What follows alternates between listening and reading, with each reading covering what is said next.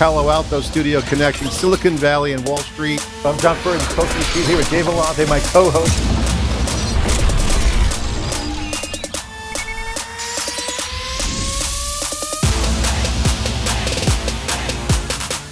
Welcome back to the theCUBE studio here at the New York Stock Exchange. I'm Gemma Allen with NYSE Wired, mixture of experts. And today we're going to have a conversation about what is happening when the world of agentic AI meets production from the perspective of SRE and incident management. Joining me now is a man who has built a career in this space, Spiros Xanthos, founder and CEO of Resolve AI. Welcome, Spiros. Thanks for having me. I'm glad to be here. So I love the founder journey, and when I looked at yours, it is quite interesting because you have already, I guess, built and exited two pretty impressive companies, both in the world of observability, I would say, sold to VMware, to Splunk, one of which is now somewhat of a competitor for this new venture you're on. Talk to me a little bit about Resolve AI and why you didn't just retire and go live out your life in Greece and, you know, eat wonderful that's where I'm from, right? So I am actually passionate about technology, right? The fact that I even started these two companies before indicates kind of what I enjoy and I'm passionate about, right? I truly love working with people that are motivated, solve hard technical problems, have impact, and I would say also throughout my career, all the products I helped create, including, by the way, OpenTelemetry, which is now the foundation of all modern observability, we're actually towards actually helping software engineers and site reliability engineers actually improve their life, right? It's not just about having some financial impact, but it's also having impact in the lives of people. And the motivation for starting Resolve AI was our own experience at Splunk. So when I was running Splunk observability, we had a period of 6 months where 90% of our site reliability engineering team resigned because of burnout. Oh, wow. It was insane how hard it was for us to keep our systems reliable, given the scale and the complexity. So Mayank, my co-founder, and I thought there must be a better way. And that better way for us didn't look like, a 10th tool on top of the 9 already have, right, in monitoring observability infrastructure. We decided to build autonomous agents that essentially debug and troubleshoot production alerts and incidents with the goal of actually running all of production eventually. But we started with a problem that we felt was the most impactful and painful in that domain. So let's talk about what has changed even, since you sold your last company and built Resolve AI, right? Because the world of agentic from the perspective of production environments is obviously quite different, right? We know that there has always been a lot of noise, a lot of signal. These are messy, they're multi-distributed. There has been somewhat challenge in terms of even actionable, being able to action some of the, very intelligent insights you garner, right? What is shifting in this agentic world and how quickly is it shifting? Like how real is that theory versus the reality? So I described it was hard before. Now it has become impossible for humans because think about the adoption of coding agents that made code creation 10x. And that adoption was faster than anything else we've seen in the world of technology before. I don't see any company out there, right, whether it's a cutting-edge technology company or a more traditional enterprise that hasn't adopted coding tools. So now we're at the point where we produce code 10x, sometimes 100x faster. Humans are less intimately familiar. We push all of that on top of the existing complex systems. So that's why we believe that having agents that can help you debug and run production is essential. We cannot really move forward or adopt all this speed unless we can also, run software as effectively as we produce it. So let's say you are an enterprise customer, you have Datadog and OpenTelemetry already in place. How would a customer work with Resolve AI? Is this another layer of the stack? Is it a replacement? How does the world of observability converge or not converge? First of all, adopting OpenTelemetry is a great thing for everybody, in my opinion, because it gives customers control over the data. It doesn't belong to a vendor anymore; it belongs to them. And maybe you have monitoring and observability tools on top of that. But in reality, Resolve does not replace the tools. Resolve can use these tools as effectively, or actually more effectively than a human. What Resolve replaces, it replaces the human effort for these very, very stressful, tedious, and hard tasks. So we can move a lot faster, and humans maybe can focus on what they love, right? Or what is more important, which is maybe building and architecting and changing the future of their business. So no, Resolve is an intelligence layer on top of not just observability, right, but on top of all the tools that you have in software operations, which is application, infrastructure, observability tools, even documentation, anything else a human has to use in running a software system. So let's talk about the shift to full autonomous agents in this space. So you create signal, you know something is not working as it should in any specific workflow or environment. Does Resolve actually take action on behalf of the human? How and where are those lines drawn? Yes. So the starting point with Resolve is you essentially connect Resolve and Resolve starts doing the work of humans the way humans do it today. Because also the tools we have in place were designed to be used by humans. So Resolve can be on call, as we call it, meaning every time something goes wrong, Resolve is going to pick up a customer complaint or an alert, it will do a full investigation, it will give you the root cause, and it will give you the remediation. And Resolve actually can take the action as well, can fix the problem. Now, that depends a bit on the willingness of the customer to accept an AI taking action, but the ability is there. What we see in practice is the more advanced customers probably are getting now to a point where they want Resolve to take action for most of the, let's say, low-risk changes, and then maybe they want Resolve to produce the action, but a human to approve it for the high-risk changes. But that's not the end, right? Resolve also now can, for example, monitor every change, every, let's say, code change that lands into production proactively. So not only it responds to problems, but it starts actually preventing things from escalating into a problem way earlier. Something that obviously it's impossible for humans to do, right? You know, we have customers like Coinbase, DoorDash, Salesforce, Zscaler, with thousands of engineers, right? Producing probably hundreds of thousands of changes a day. It's impossible for humans to keep up with that, right? Where agents like Resolve can actually monitor everything and prevent problems as well. Let's talk about some of the new tech that's hitting production environment, from things like vibe coding, from this world where suddenly everyone is a developer and everyone's a technologist, which we know creates a lot of opportunity, but also a lot of risk, right, if we're being pragmatic about it. You know, you said you're seeing hundreds of thousands of incidents, millions of incidents in any given day or moment. What sorts of new threats or new, I guess, naiveties are you seeing in environments? I would say there are many citizen developers, and that's very desirable. And I would say, in my opinion, AI is not going to reduce the number of professional developers either. I think we're going to have a lot more developers because we're going to produce a lot more technology, which is beneficial to the world. Now, I would say there are two things that are happening, right?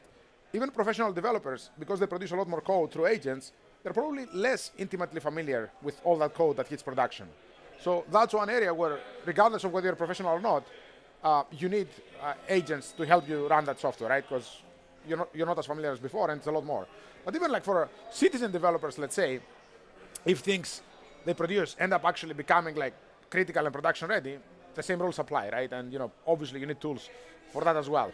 Oftentimes what I observe is like non-professional developers produce things that maybe run on their laptop, right? Maybe they're not as critical to the end customers. So then maybe that part of software is less critical, but still very desirable to do. So let's talk about DevOps for a second, a space that also is undergoing some change, right? It's having a moment for sure. You were at AWS Summit this week, so were we.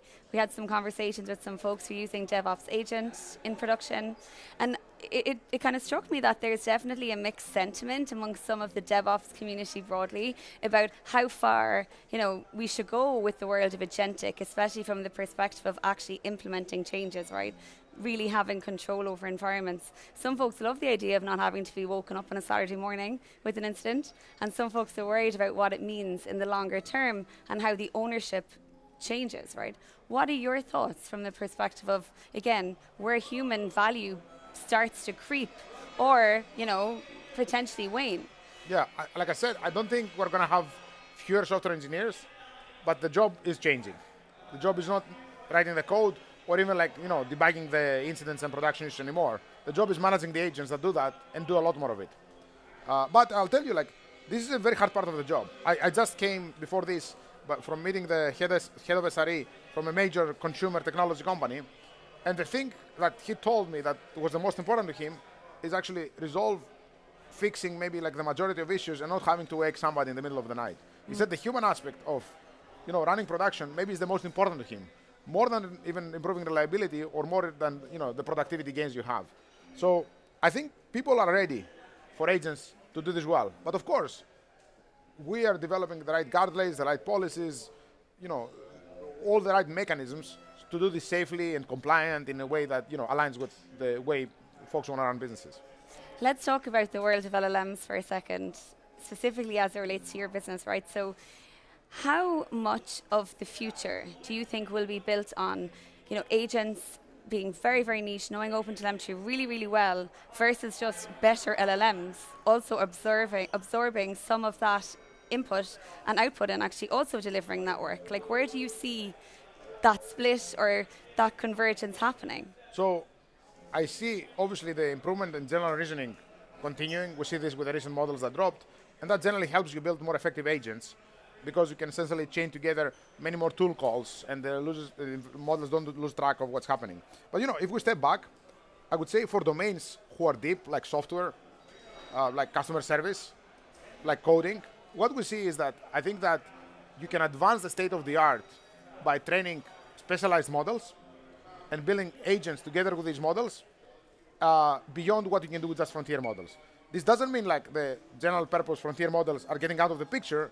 It just means that you can build a model for your domain and build essentially a more effective full stack solution across models and agents to do this better. And that's our thesis. Resolve has established a lab whose goal is to essentially advance the state of the art in production operations. That doesn't mean we'll fully replace or compete even with the large LLMs, but it means that we're going to post-train models that we expect to be better and cheaper for the domain. And in that lab, that R&D split, the division of time and energy spent, how much of it is spent on like complete proprietary, new, unique builds for Resolve AI versus even just keeping a pace with some of what's happening in the world of LLMs and frontier models broadly? Is it? Yeah. I imagine there's somewhat of a divide there. Yes, our R&D team has two goals, right? To build the best product, best solution at the end of the day for production operations, for running software. But also, to do that, we need to stay at the frontier of the technology, right? So our lab, I would say, broadly speaking, has two goals, right? To develop models like that are, let's say, state-of-the-art in the domain, but also to actually experiment constantly in figuring out how to have agents that are the most effective given all the technology, right? Not just our own models, but the frontier models. And of course, given the pace of change, I would say that's a very hard task and probably impossible for our end users to do it on their own. Every week there is a new model with new capabilities.